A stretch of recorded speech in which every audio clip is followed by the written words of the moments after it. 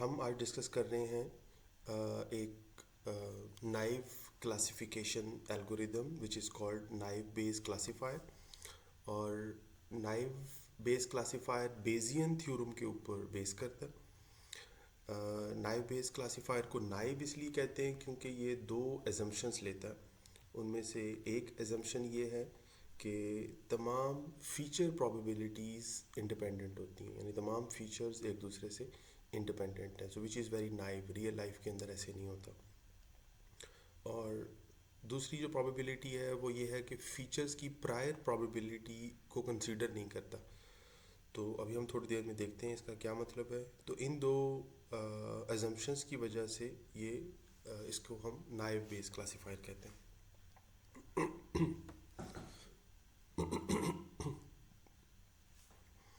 Alright जनाब, तो naive Bayes classifier के अंदर हम अपने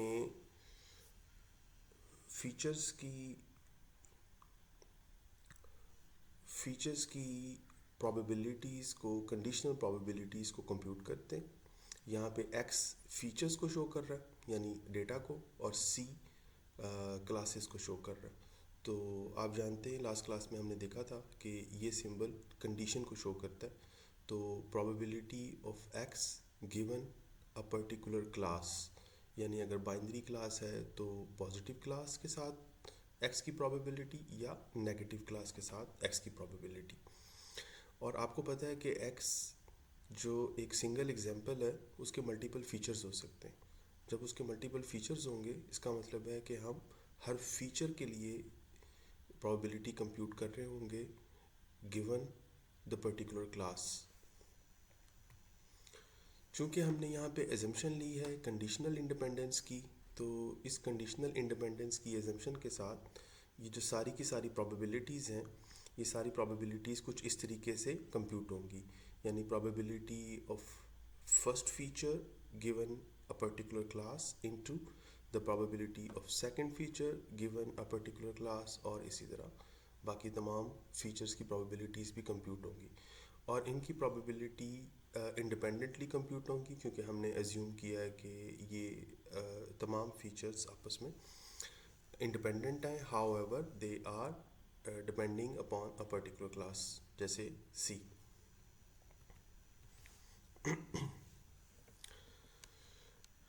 ये बेस थ्योरम है जो कि हमने लास्ट क्लास के अंदर देखा था।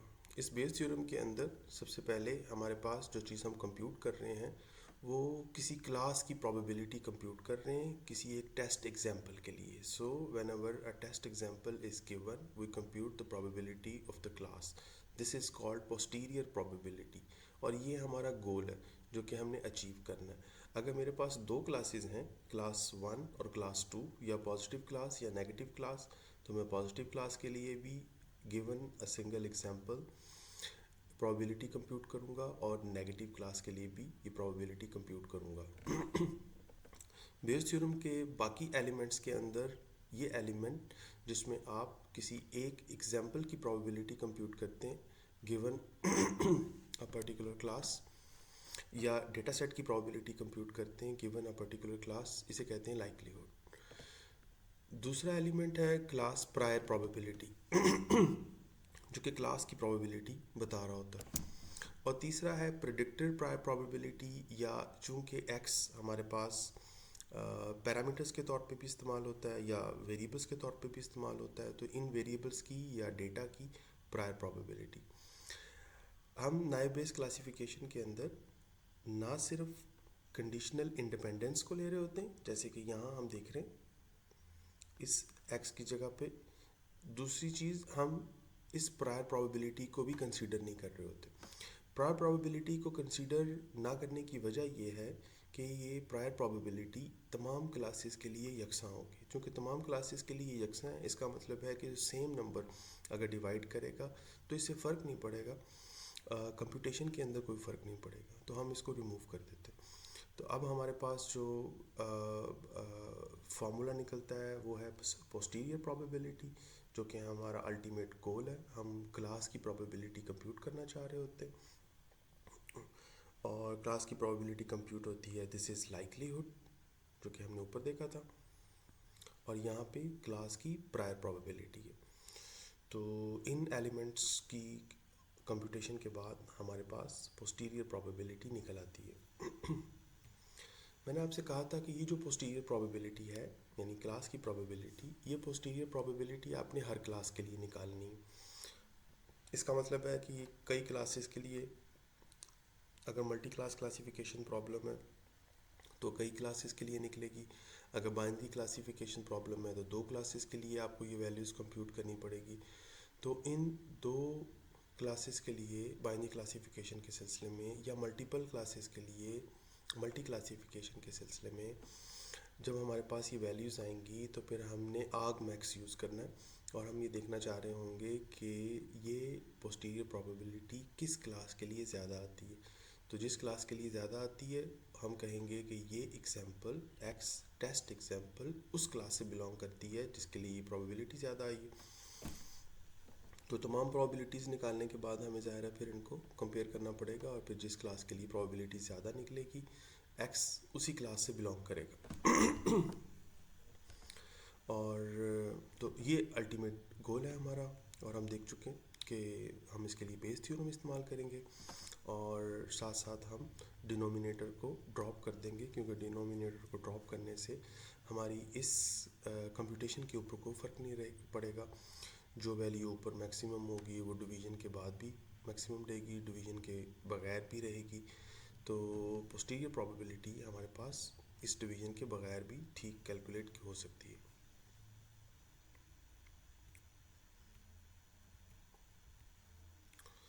एक एग्जांपल हम लेते हैं। आप जानते हैं मशीन लर्निंग के तमाम एग्जांपल्स में हमें सबसे पहले मॉडल ट्रेन करना होता है, तो उसके लिए हमें ट्रेनिंग डेटा चाहिए। ये मेरे पास ट्रेनिंग डेटा। अगर इस ट्रेनिंग डेटा को मैं एक्सप्लेन करूं तो x1, x2, x3, x4, x5 और x6 फीचर्स, ये एक सिंगल एग्जांपल है। ये एक सिंगल एग्जांपल है। इस सिंगल एग्जांपल को मैं कहूँगा दिस इज एग्जांपल x1। जिस तरह हम सुपरस्क्रिप्ट के अंदर एग्जांपल नंबर डाला करते हैं, इस एग्जांपल के अंदर 6 डायमेंशंस है x1 से x6 तक। इस एग्जांपल की क्लास है y या मैं कहूँ yes या मैं कहूँ पॉजिटिव क्लास। इसी तरह ये एग्जांपल 2 है। एग्जाम्पल 2 के भी 6 फीचर्स हैं और एग्जाम्पल 2 की क्लास भी y है। इसी तरह एग्जाम्पल 3 की क्लास भी y है। एग्जाम्पल 4, ये मेरे पास फोर्थ एग्जाम्पल है।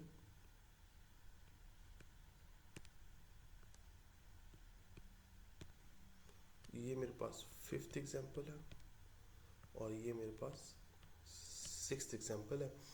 और मैं देख चुका हूँ कि पहली 3 एग्जाम्पल्स के लिए मेरे पास एक क्लास है और दूसरी 3 एग्जाम्पल्स के लिए मेरे पास दूसरी क्लास है। तो बाइनरी क्लासिफिकेशन परफॉर्म करनी है। 6 एग्जाम्पल्स ट्रेनिंग डेटा सेट के अंदर मेरे पास मौजूद हैं। So m is equal to 6 as you already familiar with this symbol. नीचे मेरे पास टेस्टिंग डेटा के अंदर मुझे 2 एग्जाम्पल्स दी गई। This is the first example और ये सेकंड एग्जाम्पल है। फर्स्ट एग्जाम्पल को मैं कह देता हूँ this is example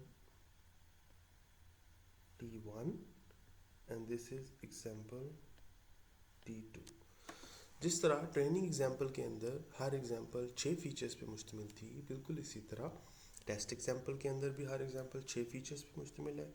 this is x1, x2, x3, x4, x5, x6 और ये लेबल है। ऑफ कोर्स टेस्ट करते हुए हमें इस लेबल की ज़रूरत नहीं है, मगर टेस्ट का रिज़ल्ट कंपेयर करने के लिए हमें इन लेबल्स की ज़रूरत पड़ेगी ताकि पता किया जा सके कि रिज़ल्ट ठीक निकला है या नहीं। तो इनके जो ट्रू लेबल हैं वो दोनों के y हैं। हम डेटा की ट्रेनिंग शुरू करते हैं। डेटा की ट्रेनिंग के लिए मुझे इन सब की प्रोबेबिलिटीज़ चाहिए, क्योंकि मैंने बेस थ्योरम यूज़ करना है और बेस थ्योरम में मुझे पता है कि मुझे कंप्यूट करना है बेस थ्योरम में पोस्टीरियर प्रोबेबिलिटी, यानी probability of a class given a test example, जैसे कि ये या ये टेस्ट एग्जांपल्स होंगे।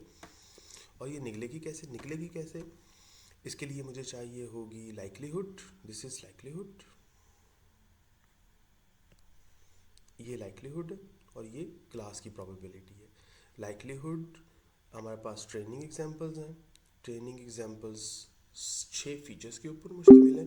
इसका मतलब है मुझे यहाँ पे 6 के 6 फीचर्स की प्रोबेबिलिटी निकालनी होगी given class y and also given class n। इसी तरह मुझे क्लास की प्रायर प्रोबेबिलिटी निकालनी होगी। मेरे पास दो क्लासेस हैं y और n, तो मुझे यहाँ पे y और n p ऑफ y या p c of is equal to y और p c is equal to n, ये मुझे दोनों कंप्यूट करनी पड़ेंगी जो कि मैं ट्रेनिंग डेटा सेट से कंप्यूट करूँगा। मैं p ऑफ y यानी क्लास की प्रायर प्रोबेबिलिटी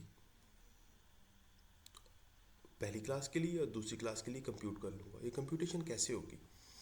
मेरे पास टोटल एग्जांपल्स कितनी है? 6 एग्जांपल्स। 6 एग्जांपल्स में से y की एग्जांपल्स कितनी है? 3। तो ये प्रोबेबिलिटी है 3/6 या 1/2।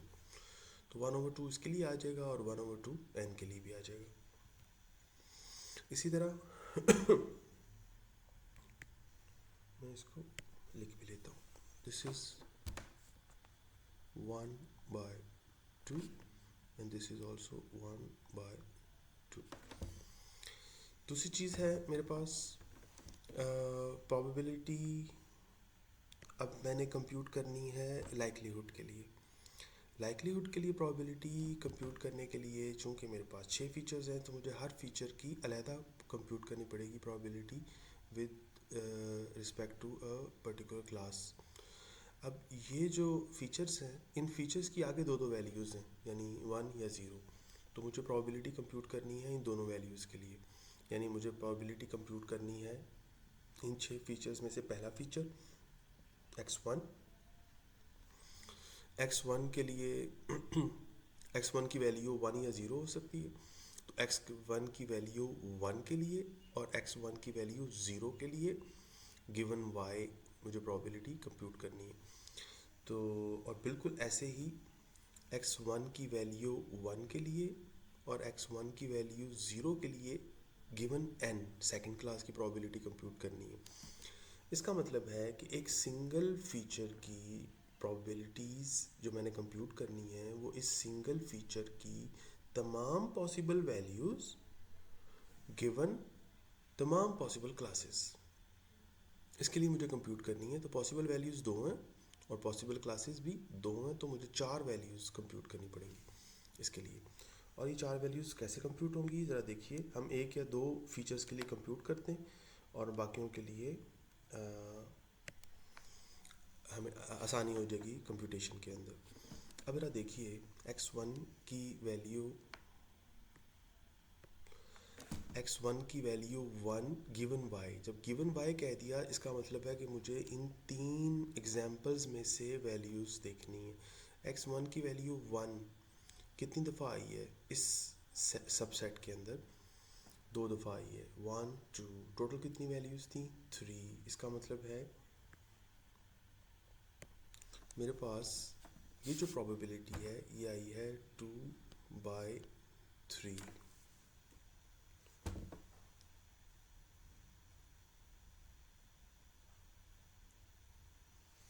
बिल्कुल ऐसे ही अगर मैं देखूं 0 के लिए probability x1 is equal to 0, तो सिर्फ एक सिंगल एग्जांपल है ये और टोटल एग्जांपल्स 3 थी, तो मेरे पास इसकी प्रोबेबिलिटी आ जाएगी 1/3। बिल्कुल ऐसे ही अब मैं नेगेटिव क्लास के लिए चेक करूँगा। तो नेगेटिव क्लास के लिए या नो क्लास के लिए अगर मैं प्रोबेबिलिटीज़ देखूं तो मेरे पास नो क्लास की 3 एग्जांपल्स हैं, 1 2 3। Example number 4 5 and 6।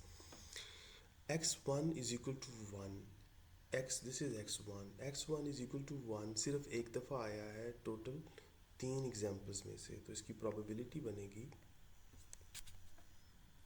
1 बाय, तो इसका लाइकलीहुड ये है 1/3। और 0 के लिए इसका लाइकलीहुड होगा 2/3, राइट, क्योंकि 2 दफ़ा 0 यहाँ पे आया है नेगेटिव क्लास के दौरान। तो 2/3। x1 की तमाम तरह की प्रोबेबिलिटीज़ हम कंप्यूट कर चुके हैं, यही काम करेंगे हम x2 के साथ। x2 is equal to 1 given y, तो this is x2 is equal to 1 given y, कितनी दफ़ा आया है, 2 दफ़ा आया।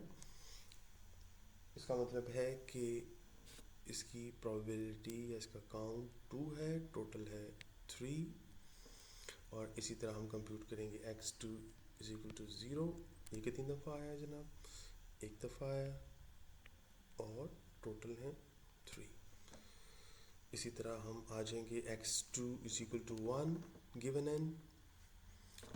n, x2 is equal to 1 given n। अब गिवन n इसका मतलब है एग्जाम्पल नंबर 4 5 और 6 की बात हो रही है, तो इसके अंदर x2 इज इक्वल टू 1 2 दफ़ा आया और टोटल 3 थे, तो यहाँ पे आ जाएगा 2/3 और ये आ जाएगा 1/3। इसी तरह ही हम कंप्यूट करेंगे अब x3 is equal to 1 given y, x3 is equal to 1 given y है ही नहीं, इसका मतलब है इसकी जो प्रोबेबिलिटी आ जाएगी वो 0/3 आ जाएगी। x3 is equal to 0 given y, तो इसकी प्रोबेबिलिटी 3/3 आ जाएगी, which is equal to 1 and this is equal to 0। और फिर मैं x3 is equal to 1 given n की प्रोबेबिलिटी निकाल लूँगा, गिवन n की प्रोबेबिलिटी आ जाएगी 1/3 और ये आ जाएगी 2/3। जिस तरह मैंने इन 3 फीचर्स की प्रोबेबिलिटीज़ कंप्यूट की हैं, इसी तरह ही आप कंप्यूट कर सकते हैं x4 x5 और x6 के लिए भी प्रोबेबिलिटीज़ कंप्यूट कर सकते हैं। x4 x5 और 6 के लिए भी, यानी x4 के लिए 4 वैल्यूज़ कंप्यूट करेंगे, x5 के लिए 4 वैल्यूज़ कंप्यूट करेंगे और x6 के लिए भी ये 4 वैल्यूज़ कंप्यूट करेंगे। ये वैल्यूज़ कंप्यूट करने के बाद हमारे पास ट्रेनिंग डेटा मुकम्मल हो जाएगा और फिर हम टेस्ट की तरफ मूव कर जाएंगे। ट्रेनिंग डेटा मुकम्मल हो जाएगा और टेस्ट की तरफ मूव कर जाएंगे। ये मेरे पास ट्रेनिंग डेटा था, ये टेस्ट डेटा है। टेस्ट डेटा के लिए मैंने यहाँ पे लिख दिया था कि this is my T1 and this is T2, और ये फीचर्स हैं x1 x2 x3 x4 x5 x6 और ये इसका ट्रू लेवल है।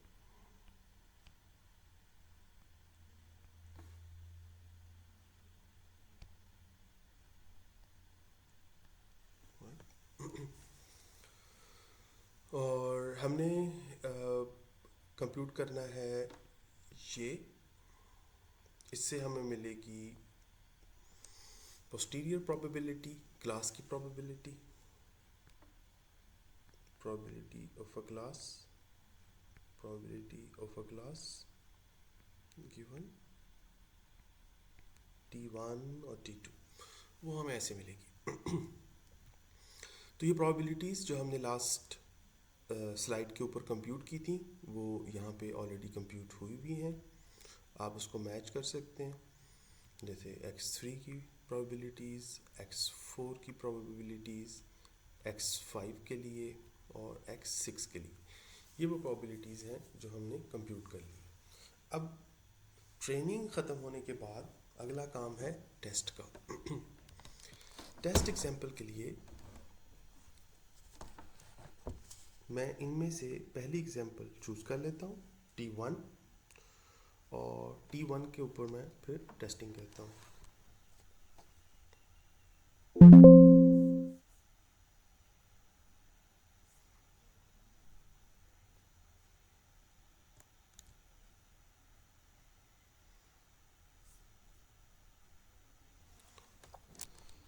यहाँ पे मैं लिख लेता हूँ T1 example, this is test example.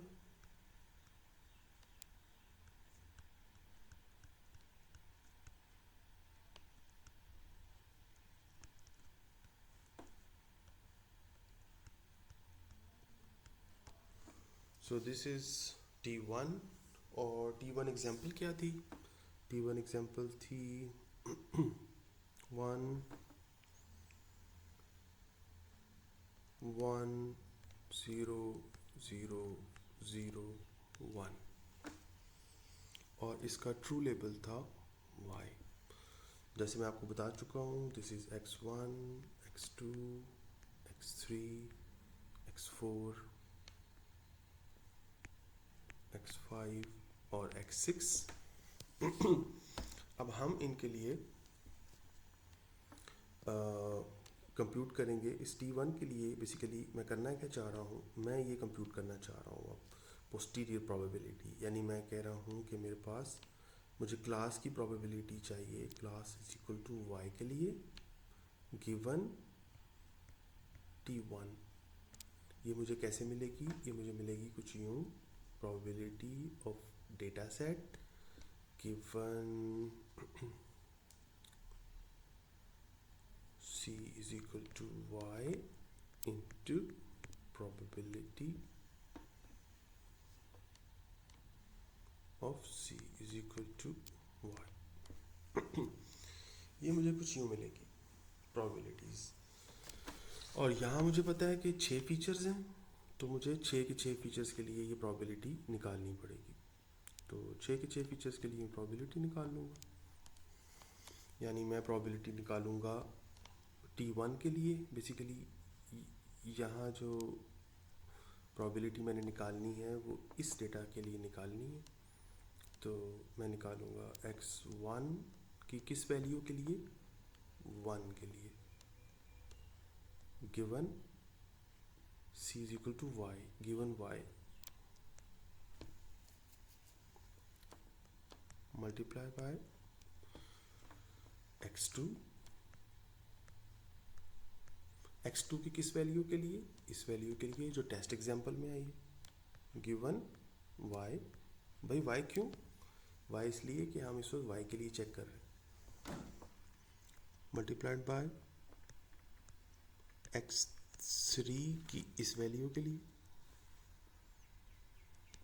Given y multiplied by x4 की इस वैल्यू के लिए given y multiplied by x5 की इस वैल्यू के लिए given y multiplied by x6 की इस वैल्यू के लिए गिवन y।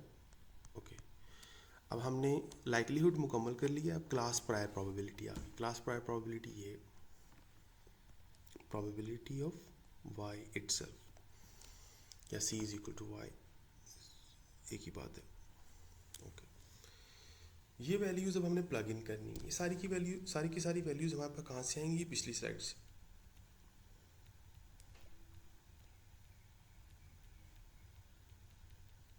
ये यहाँ से हमारे पास ये सारी वैल्यूज़ आएंगी, ये वैल्यूज़ हमारे पास आएंगी सारी की सारी। जैसे कि मुझे x1 की कौन सी वैल्यू चाहिए?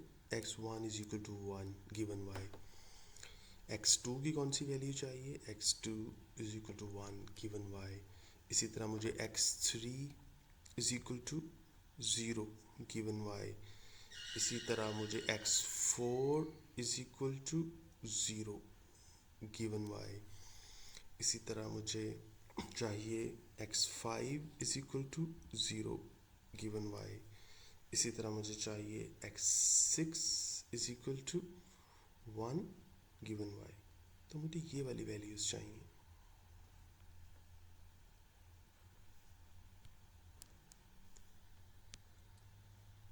तो मुझे पहली टेस्ट एग्जाम्पल के लिए ये वैल्यूज चाहिए। इसके अलावा मुझे क्लास की प्रोबेबिलिटी चाहिए, और क्लास कौन सी इस वक्त मैं यूज़ कर रहा हूँ, ये। तो मुझे ये वैल्यू भी चाहिए, सातवीं वैल्यू मुझे ये चाहिए। तो इन सब का प्रोडक्ट मैंने लेना है, यानी मैंने मल्टीप्लाई करना है 2/3, 2/3, 1, 1/3, 1/3, 2/3 और 1/2। तो ये वो सब चीज़ें हैं जिनको मैंने मल्टीप्लाई करना है, यानी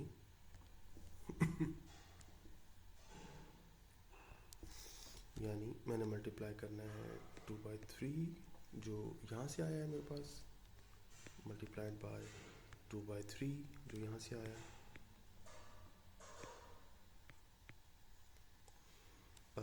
1 जो यहाँ से आया, 1/3 जो इधर से आया, 1/3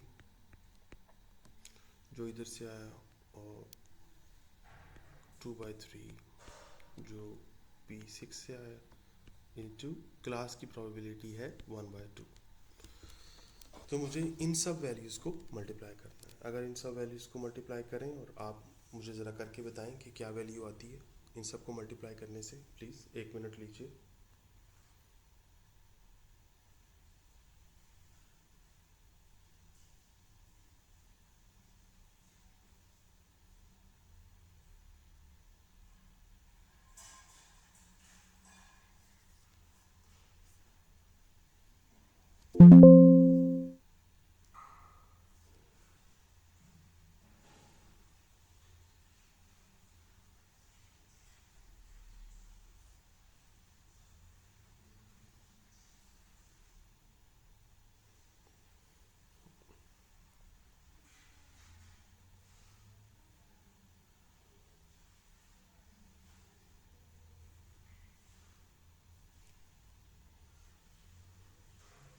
सर ये 0.01 आ रही है।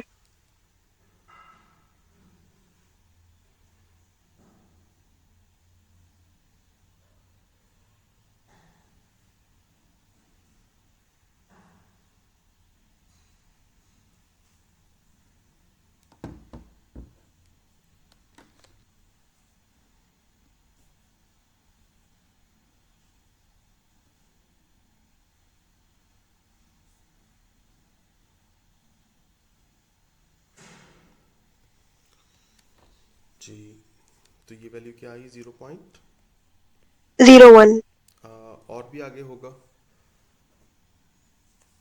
646 0.013, 646 0.01646 यस सर। या 56।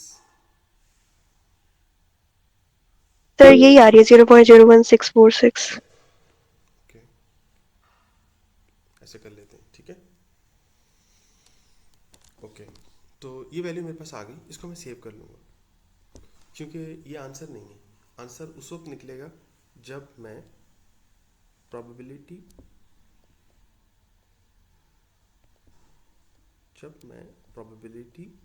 ऑफ ये c is equal to y के लिए किया था पहले मैंने, अब मैं करूँगा c is equal to n के लिए, given this example,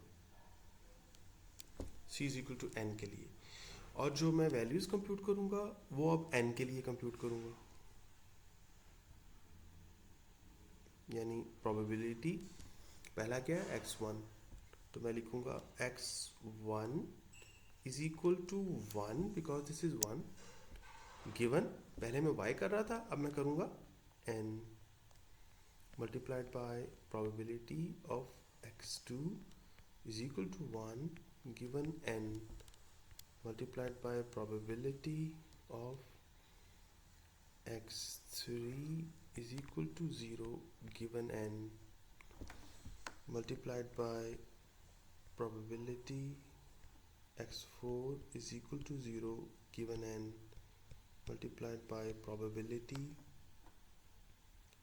x5 is equal to 0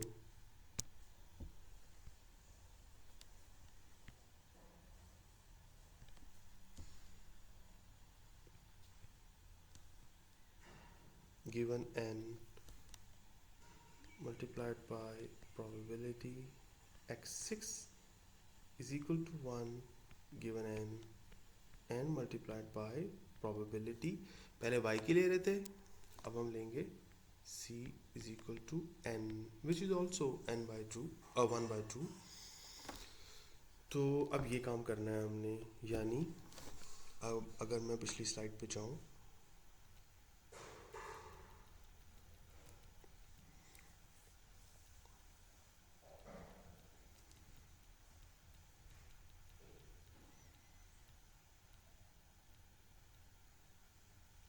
okay तो अब मुझे क्या करना है, मुझे चाहिए probability x is equal to 1, x is equal to x1 is equal to 1 given n. So probability x1 is equal to 1 given n, फिर probability x2 is equal to 1 given n, probability x3 is equal to 0 given n, probability x4 is equal to 0 given n, probability x5 is equal to 0 given n, probability x6 is equal to 1 given n, और साथ में value होगी probability of n. ये मुझे लेनी है, तो मुझे 7 वैल्यूज़ लेनी है. तो ये वैल्यूज़ कौन कौन सी हैं, मैं इसके ऊपर स्टैटिक बना देता हूँ. 1/3, 2/3, 2/3, 1/3, 1/3, 1/3 और 1/2. So 1/3, 2/3, 2/3, 1/3, 1/3, 1/3 और 1/2. तो ये वैल्यूज़ हैं 1/3 into 2/3 into 2/3 into 1/3 into 1/3 into 1/3 into 1/2. जी, अब ज़रा ये कंप्यूट कर दीजिए, क्या आया जवाब इसका. 2.743. 2.743. Yes sir. नहीं, कैसे आ सकता है 2, कैसे आ सकता है ऊपर, 2 तो ऊपर नहीं आ सकता, नीचे इतना बड़ा नंबर है. 1/3, 1/3. 0.025. 0.0 25. 0.025. एक और ज़ीरो, जी. ये नंबर आता है.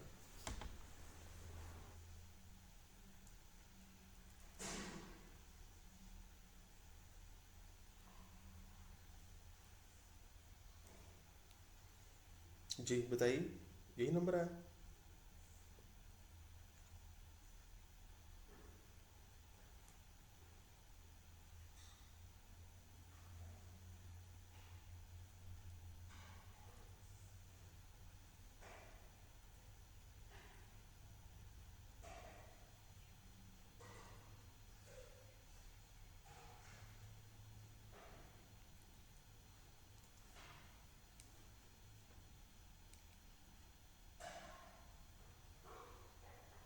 Yes sir.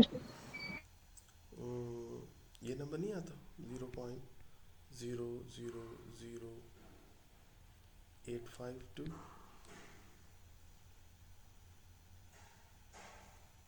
सर एक मिनट में दोबारा कंप्यूट कर लेती हूँ.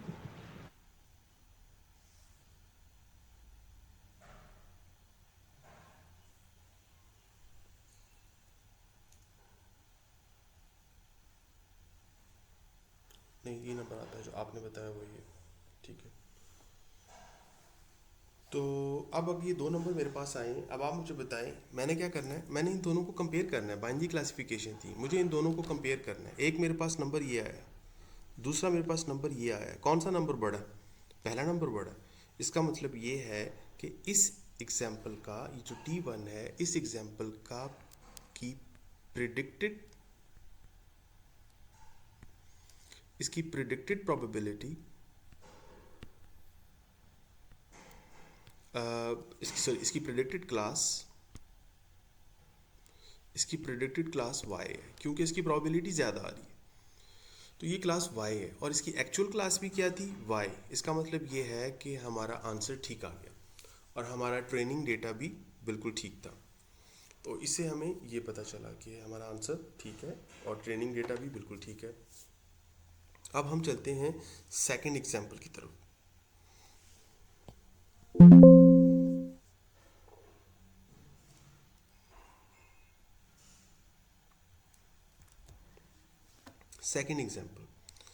सेकंड एग्जाम्पल को देखें तो this is the second example, और सेकंड एग्जाम्पल है 101111 और इसका प्रिडिक्टेड क्लास भी इसकी y है।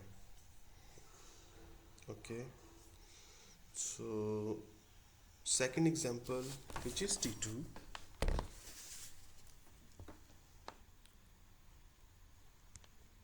Test example number 2. So test example number 2 is T2 और आपने निकालनी है probability of class given T2।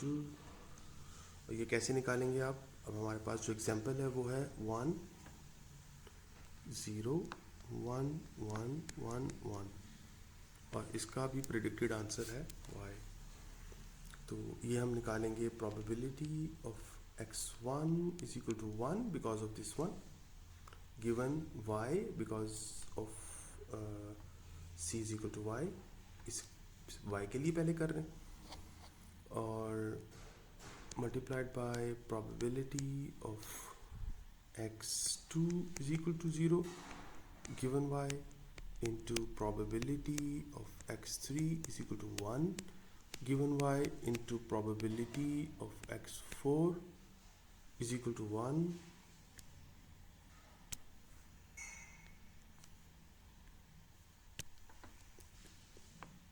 is equal to 1 given y into probability of x5 is equal to 1 given y into probability of x6 is equal to 1 given y into probability of y। ये काम हमने करना है। तो इनकी probabilities हम यहाँ पे लिख देंगे, जैसे कि probability of x1 is equal to 1 given y is 2/3 multiplied by probability of x2 is equal to 0 given y is 1/3 into probability of x3 is equal to 1 given y is 0 into this one and this one। मगर मसला ये आ गया कि एक zero आ गया। इस zero आने की वजह से हमारे पास probabilities जो मर्जी आ जाएं, इवेंचुअली रिजल्ट क्या आ जाएगा? ज़ीरो।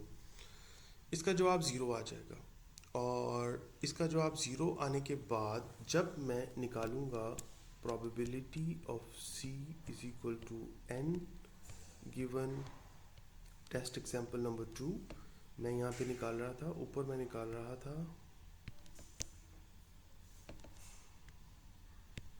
तो इधर मैं निकाल रहा था probability of c is equal to y।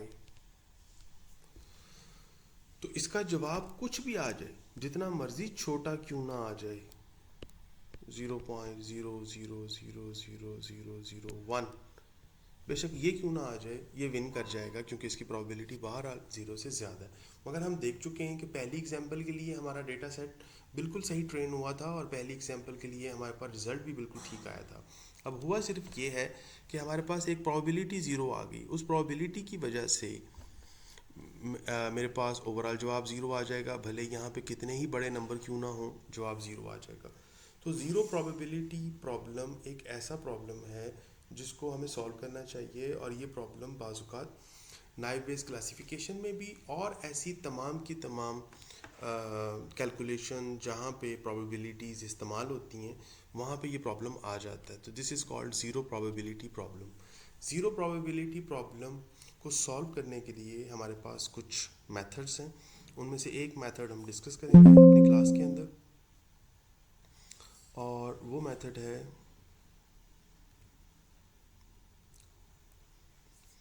Method है additive smoothing. Naive base classifier के अंदर हम स्मूथिंग करते हैं, और ये जो स्मूथिंग है ये है एडिटिव स्मूथिंग।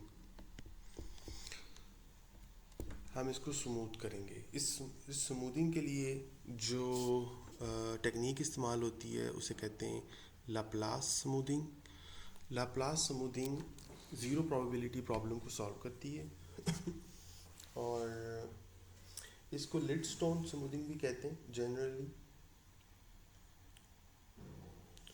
ज़ीरो प्रोबेबिलिटी को स्मूथ करने के लिए, यानी अभी हमारे पास जो प्रोबेबिलिटी आ रही है किसी भी वेरिएबल की, जो प्रोबेबिलिटी आ रही है जैसे कि जैसे हमारे पास आ रही थी x3 की प्रोबेबिलिटी आ रही थी, x3 इज इक्वल टू 1 के लिए गिवन y के लिए जो आ रही थी, उसमें हम ये देख रहे थे कि हमारे पास ऊपर क्या नंबर आ रहा है। जैसे ऊपर नंबर आ रहा था हमारे पास 0, और नीचे हमारे पास नंबर आ रहा था टोटल नंबर ऑफ एग्जाम्पल्स।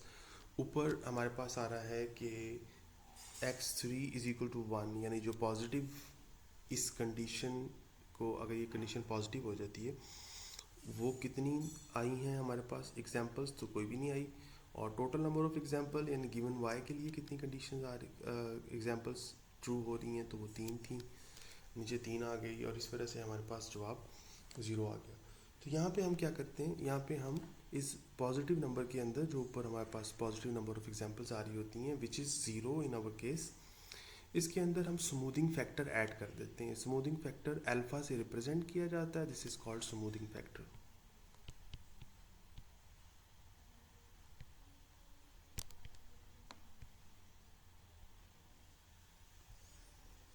या smoothing parameter.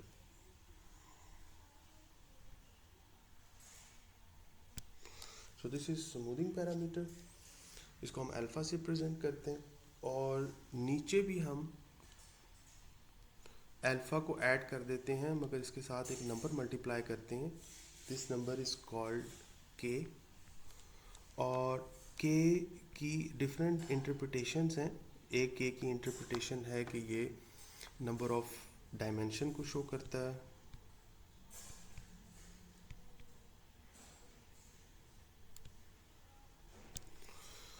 Number of dimensions, ये नंबर ऑफ पॉसिबल वैल्यूज को भी शो कर सकता है।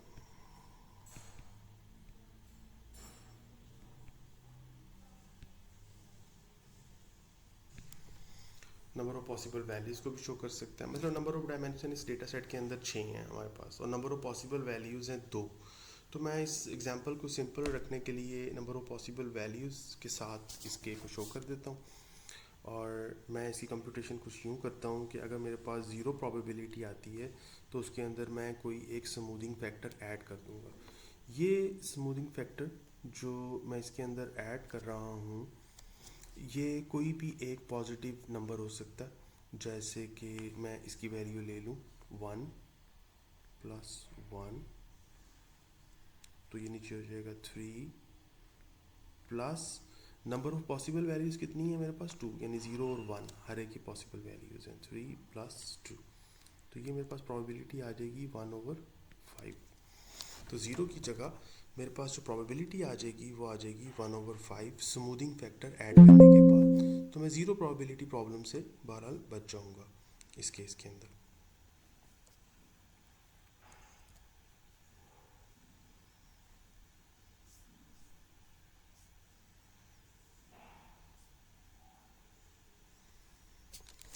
तो मैंने देखा स्मूथिंग फैक्टर कैसे ऐड किया जा सकता है।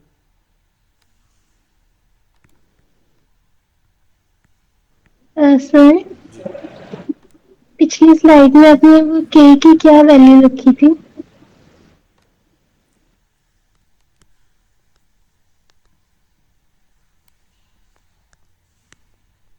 एंड सर हमें ये स्मूथिंग फैक्टर गिवन होगा।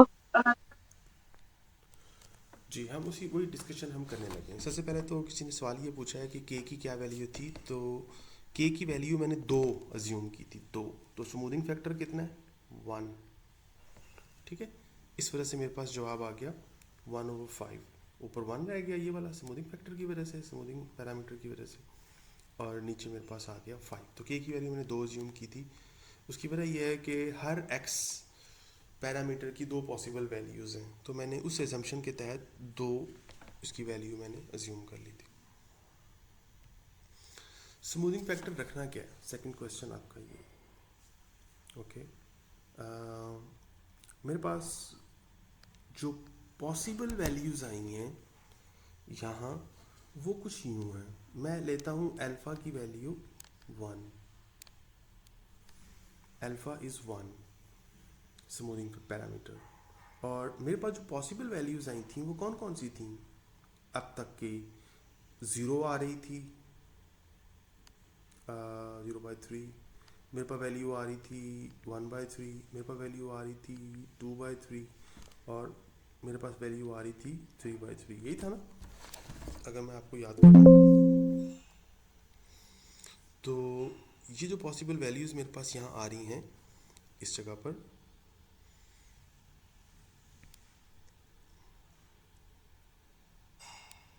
ये यही आ रही है ना सारी की सारी वैल्यूज़।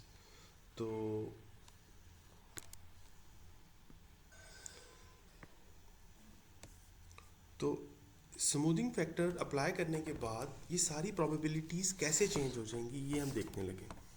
तो स्मूथिंग पैरामीटर मैं जब अप्लाई करता हूँ तो ये वैल्यूज़ कैसे चेंज होंगी, ये देखिए।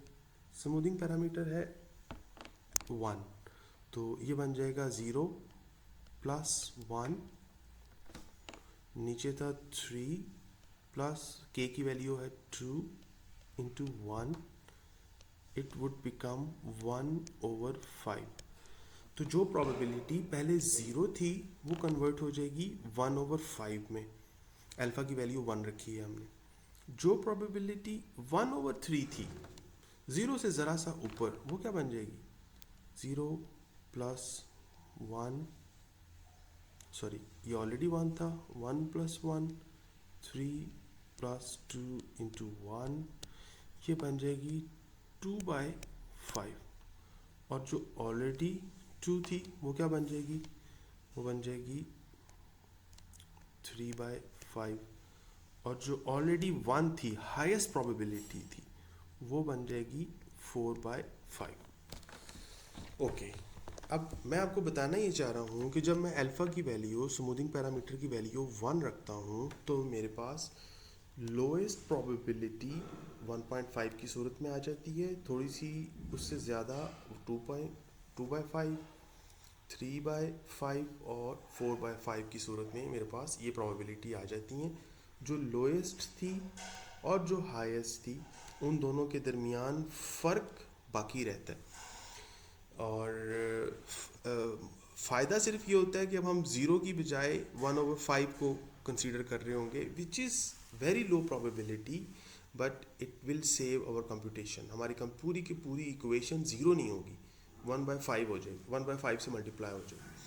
तो ये इसका फ़ायदा हमें मिल जाएगा। और जो हाईएस्ट है वो अभी भी हाईएस्ट है, और इन दोनों के दरमियान अच्छा खासा फ़र्क मौजूद है। यानी आप समझ लें कि ये 80% है तो ये क्या है, 20%। तो जो एम्पीरिकल वैल्यूज़ थी हमारे पास वो अपनी जगह बरकरार रही हैं। अब अगर मैं अल्फ़ा की वैल्यू अज्यूम 100 कर दूं, 100, तो ज़ीरो प्रोबेबिलिटी किस में कन्वर्ट हो जाएगी? ज़ीरो प्रोबेबिलिटी कन्वर्ट हो जाएगी अगर अल्फ़ा की वैल्यू मैंने 100 कर दी, तो ज़ीरो प्रोबेबिलिटी कन्वर्ट हो जाएगी 0 प्लस अल्फ़ा विच इज़ 100, और नीचे था 3 प्लस 2 इंटू अल्फ़ा यानी 200, जो अब आ जाएगा 100 डिवाइडेड बाय 203। अगर 100 डिवाइडेड बाय 203 करें, आप मुझे कंप्यूट करके दे सकते हैं कि ये जवाब क्या आता है? विच इज़ रफली इज इक्वल टू 0.5। तो ये 0.4948 के करीब आ जाएगा इसका जवाब। अगर आप कंप्यूट कर देंगे तो मैं यहाँ पे लिख लूँगा। और इस अगर प्रोबेबिलिटी 1/3 थी तो वो किस में कन्वर्ट हो जाएगी? वो कन्वर्ट हो जाएगी, ऊपर आ जाएगा हमारे पास 101 और नीचे आ जाएगा 203। ये भी ज़रा प्लीज़ कंप्यूट कर दीजिए। Which is again equal to almost equal to half. 2/3 किस में कंप्यूट हो जाएगी? 2/3 बन जाएगी 102 divided by 203 which is also 50%, half. और 3/3 ये किस में कन्वर्ट हो जाएगी? ये कन्वर्ट हो जाएगी 103 डिवाइडेड बाय 203, और ये अभी भी तकरीबन हाफ ही रहेगा। तो आप देख रहे हैं एक बात कि यहाँ जो मेरे पास प्रोबेबिलिटीज़ आ रही हैं, अगर मैं स्मूथिंग बहुत ज़्यादा कर दूँ, यानी स्मूथिंग पैरामीटर अगर मैं 100 कर दूँ, तो मेरे पास जो प्रोबेबिलिटी आती है वो आती है 0.49 के बराबर, 492 ऐसे करके मेरे पास आ जाती है। और अगर वो थोड़ा सा ज़्यादा हो जाए 101, तो ये आ जाती है प्रोबेबिलिटी 0.497 के बराबर। ये प्रोबेबिलिटी आ जाती है 102 वाली,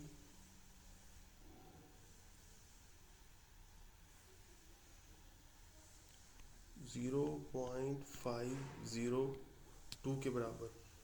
और सबसे आखिर में जो प्रोबेबिलिटी मेरे पास आती है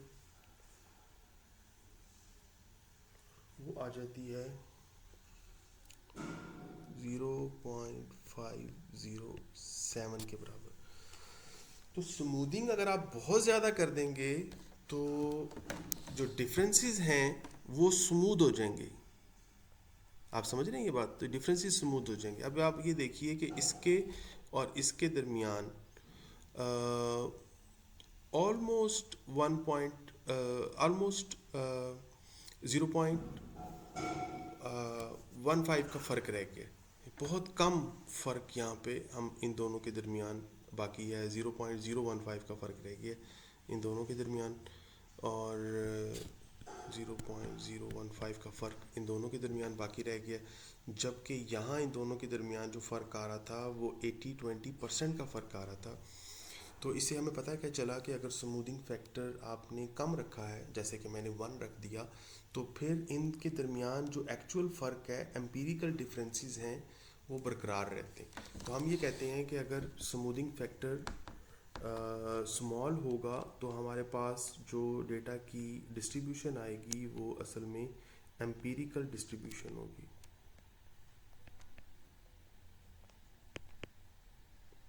और जैसे जैसे मैं स्मूथिंग फैक्टर बढ़ाता जाऊंगा, अल्फ़ा 100 कर लिया तो अभी भी इनके दरमियान 0.015 का फ़र्क आ रहा है। अगर अल्फ़ा को मैंने 1000 कर दिया तो फ़र्क और कम हो जाएगा इन दोनों के दरमियान। इस सूरत में ये सारे तकरीबन एक जैसे ही हो जाएंगे, यानी 49495050। अगर मैं इसको 2 डिग्री तक ही रखता तो ये सारे शायद एक जैसे ही बन जाते, 0.50 ही बन जाते। तो इनके दरमियान की जो डिस्ट्रीब्यूशन है वो यूनिफॉर्म होती चली जाएगी, यानी इनके दरमियान इम्तियाज़ ख़त्म हो जाएगा।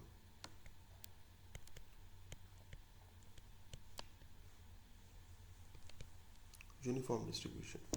तो अल्फ़ा की वैल्यू प्रॉब्लम के लिहाज से रखी जाती है। अब हमें चूँकि डिफरेंसेस ज़्यादा चाहिए, इस वजह से हमें अल्फ़ा की वैल्यू स्मॉल रखनी चाहिए। जैसे अल्फ़ा की वैल्यू 1 मैंने रख दी। और अगर किसी एप्लीकेशन के अंदर हमें इतनी ज़्यादा स्मूथिंग करनी है कि यूनिफॉर्म डिस्ट्रीब्यूशन अचीव करनी है, तो वहाँ पे हम अल्फ़ा की वैल्यू बढ़ा के चेक कर लेंगे किस जगह के ऊपर हमें डिज़ायर्ड यूनिफॉर्म डिस्ट्रीब्यूशन मिलती है। तो स्मूथिंग फैक्टर इस तरीके से इम्प्लीमेंट किया जाता है। ऑलराइट जी, तो अब हमारे पास स्मूथिंग के बाद जो प्रोबेबिलिटीज़ आएंगी वो प्रोबेबिलिटीज़ चेंज हो जाएंगी, क्योंकि अब हम इसके अंदर स्मूथिंग फैक्टर ऐड होता चला जाएगा। तो जो प्रोबेबिलिटीज़ हमारे पास आ रही थी 1/3, 2/3, 0 के साथ, वो सब की सब इस लिहाज से चेंज हो जाएंगी, तमाम की तमाम प्रोबेबिलिटीज़।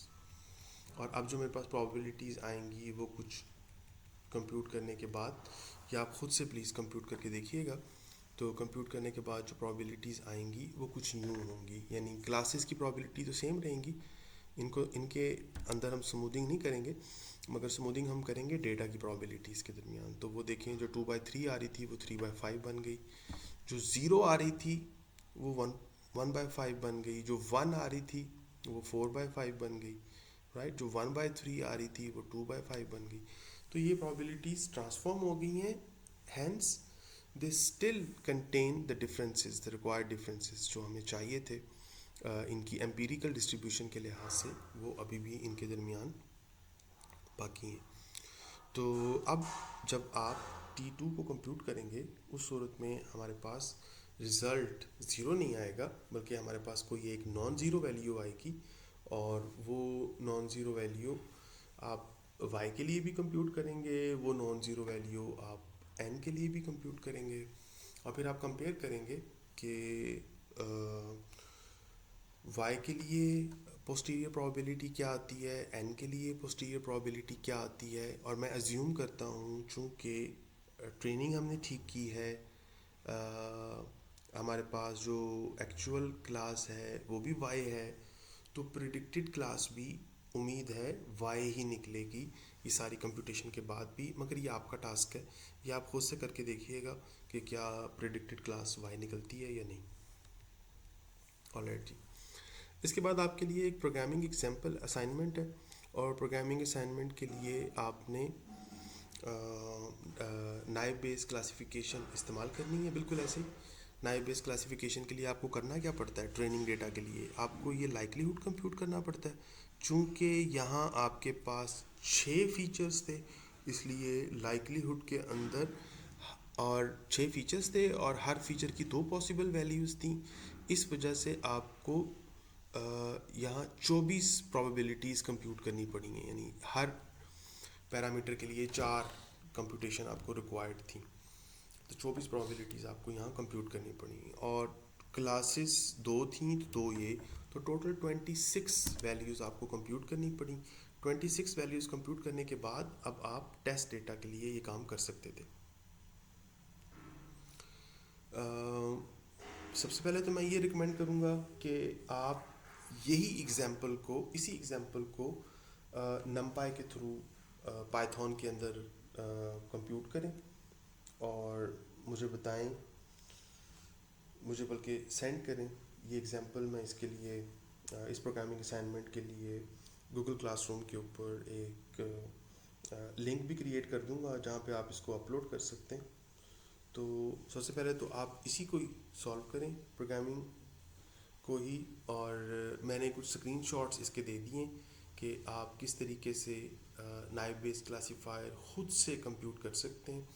मैंने एक जुपिटर नोटबुक के ऊपर इस प्रॉब्लम को सॉल्व किया, और प्रॉब्लम को सॉल्व करने के बाद मैंने वो तमाम प्रोबेबिलिटीज़ जो मैंने आपसे कहा कि वो 26 की 26 प्रोबेबिलिटीज़ मैंने कंप्यूट कर ली।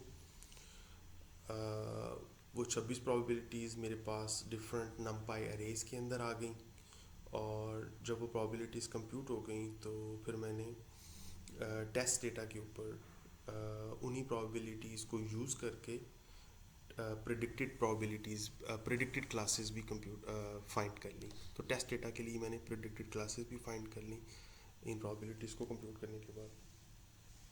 तो मैं चाहूँगा कि सबसे पहले तो आप इस एग्जांपल को जो मैंने आपको दी हुई है, आप इसको रिपीट करें ताकि आपको अंदाज़ा हो जाए कि इस smaller example where we have only 2 classes, 6 examples where each example contain 6 features, वो काम कैसे किया जा सकता है।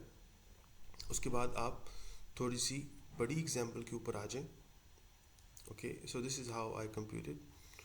सो मैं चाहूँगा कि आप इसको प्लीज़ खुद से देख लीजिए कि ये कैसे कंप्यूट किया गया। उसके बाद मैं चाहूँगा कि थोड़ी सी हम थोड़ी बड़ी एग्जाम्पल करें जिसमें हम इमेजेस को हम क्लासिफाई करें। और वो जो इमेजेस हमारे पास आ रहे हैं, असल में ये इमेजेस डिजिट्स के इमेजेस हैं, यानी डिजिट 0, डिजिट 1, डिजिट 2, 3, 4, 5, 6, 7, 8, 9। और इनमें से कोई से 2 डिजिट, क्योंकि बाइनरी क्लासिफिकेशन अगर आप करना चाहते हैं तो कोई से 2 डिजिट, फॉर एग्जांपल मेरी इस एग्जांपल में डिजिट 2 और डिजिट 4 के दरमियान क्लासिफिकेशन है। आप कोई से भी 2 डिजिट उठा सकते हैं, और या सारे के सारे चाहें 10 के 10 तो वो भी कर सकते हैं। ये डेटा सेट आपको मिल जाएगा इस जगह से, आप इसको खुद से सर्च भी कर लीजिएगा। और डेटा सेट को लोड करने का तरीका भी यहाँ पे मेंशन है। डेटा सेट को आप लोड कर लेते हैं तो डेटा सेट के अंदर ही ये जो लोड डेटा है ये आपको 4 चीज़ें रिटर्न करेगा। ट्रेनिंग इमेजेस भी देगा और उनके लेबल भी, टेस्ट इमेजेस भी देगा और उनके लेबल भी। ये जो इमेजेस हैं ये आप अरेज के अंदर रीड कर लेंगे। हर इमेज आपको कुछ यूं नज़र आएगा, 0 और 1, यानी पिक्सल की वैल्यूज़ हैं ये हमारे पास 0 और 1। और ये जो इमेजेस हैं ये कुछ यूं नज़र आएंगे आपको, ये कुछ इस तरह के। सो दिस इज़ डिजिट 2। इसी तरह जब आप वहाँ पे देखेंगे वेब पे जाके इस डेटा सेट को, तो आपको ये तमाम इमेजेस के कुछ इस तरह के, ये कोई हैंड रिटन इमेजेस हैं। और इस इमेजेस को आपने क्लासिफाई करना है। इन इमेजेस की शेप 16 बाय 16 की है, यानी 16 बाय 16 का एक मैट्रिक्स है जिसके अंदर ये इमेज सेव होगा। आप इसको बेशक स्ट्रेट कर लें, 16 बाय 16 का मतलब है 256, तो आप इसको एक सिंगल अरे के अंदर भी कर सकते हैं। 256 हमारे पास आ जाएंगे। इसका मतलब होगा कि हमारा जो डेटा सेट है, कोई एक सिंगल एग्जाम्पल 1, उसके अंदर जो वैल्यूज़ आ रही होंगी वो इसी तरह ही आ रही होंगी, 0 0 0 1 1 1। और इनमें से हर वैल्यू कुछ यूँ होगी, this is x1, x2, x3, x4, x5, x6। तो जो एग्जांपल हमने देखी है वो x6 तक थी। ये जो एग्जांपल है ये चलती चली जाएगी और x256 तक चलेगी। इसका मतलब है कि हमारे पास हर सिंगल एग्जांपल के अंदर 256 पैरामीटर्स आ रहे होंगे, और पैरामीटर की वैल्यू या तो 0 होगी या 1 होगी। और ये चीज़ आपको पिछली स्लाइड के ऊपर दिखाई गई है। तो ये एक सिंगल एग्जांपल है, और इस सिंगल एग्जांपल के अंदर this is x1, this is x2, this is x3 and this is x256। तो ये वो इमेज है जिसको हमने कन्वर्ट कर लेना है एक नमपाई अरे के अंदर। नमपाई अरे के अंदर हमने इसको बेसिकली, ये हमारे पास एक इमेज है। और अब आपका काम क्या है कि अगर आपके पास 2 क्लासेस हैं तो देखें, ये जो पहला इमेज है इसकी क्लास या तो होगी क्लास 2 या इसकी क्लास होगी 4। मैं इसको y और n ही कह देता हूँ, y and n। तो आपने करना क्या है जनाब, this is x2, this is x3, और हमारे पास यहाँ पे कई हज़ार वैल्यूज़ आ रही होंगी। जैसे कि अभी हमने पीछे देखा कि ट्रेनिंग एग्जांपल्स कितनी है हमारे पास, 60,000। तो ट्रेनिंग एग्जांपल हमारे पास 60,000। ये जो लास्ट एग्जांपल है ये 60,000 एग्जाम्पल्स, 60,000वीं एग्जाम्पल्स होगी हमारे पास। अब आपको इसमें कंप्यूट क्या करना होगा? तो जब आप स्मॉलर एग्जाम्पल 6 फीचर वाली एग्जाम्पल को पाइथन के थ्रू कंप्यूट कर लेंगे तो आपको अंदाज़ा हो जाएगा कि काम इतना ज़्यादा नहीं होगा आपके लिए। हमारे पास टोटल 256 फीचर्स हैं और 2 क्लासेस हैं। तो 256 फीचर्स हैं, 2 क्लासेस हैं और हमारे पास हर फीचर की 2 वैल्यूज़ हैं। इसका मतलब है 256 मल्टीप्लाइड बाय 4, इतनी नंबर ऑफ प्रोबेबिलिटीज़ आपको कंप्यूट करनी पड़ेंगी।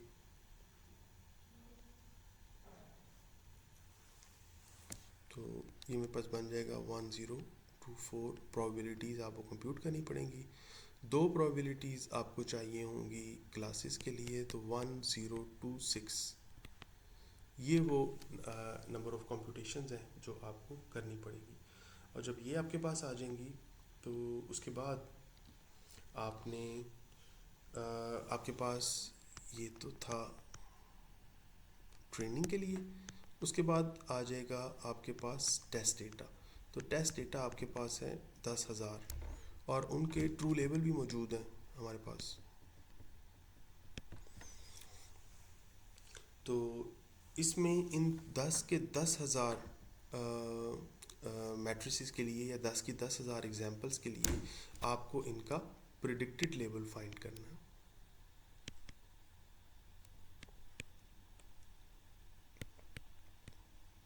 और फिर आपको कंपेयर करना है। तो जब प्रिडिक्टेड लेवल आप फाइंड करेंगे तो उसके बाद आपने कंपेयर करना है। कंपेयर करने के लिए आप कंपेयर करने के बाद आप मुझे बताएंगे कन्फ्यूजन मैट्रिक्स, और कन्फ्यूजन मैट्रिक्स में आप मुझे बता रहे होंगे कितने ट्रू पॉजिटिव हैं, कितने ट्रू नेगेटिव हैं, कितने फॉल्स पॉजिटिव हैं और कितने फॉल्स नेगेटिव हैं। तो ये सब कुछ आप मुझे बताएंगे। उसके बाद आप कंप्यूट करेंगे इनकी एक्यूरेसी, आप कंप्यूट करेंगे रिकॉल, आप कंप्यूट करेंगे प्रिसीजन और आप कंप्यूट करेंगे F1 स्कोर। तो ये सारा काम करने के बाद कन्फ्यूजन मैट्रिक्स जिसमें मेरे पास true positive, true negative, false negative आ जाएंगे, और फिर आप एक्यूरेसी, रिकॉल, प्रिसीजन और F1 स्कोर भी मुझे कंप्यूट करके देंगे। ये इंडिविजुअल असाइनमेंट्स हैं। मैं तवक्को कर रहा हूँ कि आप सब ये असाइनमेंट्स अपने तौर पे करेंगे। तो मैंने आपको बता दिया कि डेटा सेट आपको कहाँ से मिलेगा, कोड आपने कैसे लिखना है, ऐसी कुछ एग्जांपल्स भी मैंने आपके साथ शेयर कर दी हैं, और तो असाइनमेंट मैंने आपके सामने एक्सप्लेन कर दी है। इसके लिए मैं गूगल क्लासरूम के ऊपर एक फ़ोल्डर बना दूंगा जिसके ऊपर आप असाइनमेंट अपलोड करेंगे। असाइनमेंट मुकम्मल करने के लिए आपके पास 1 हफ़्ते का टाइम होगा।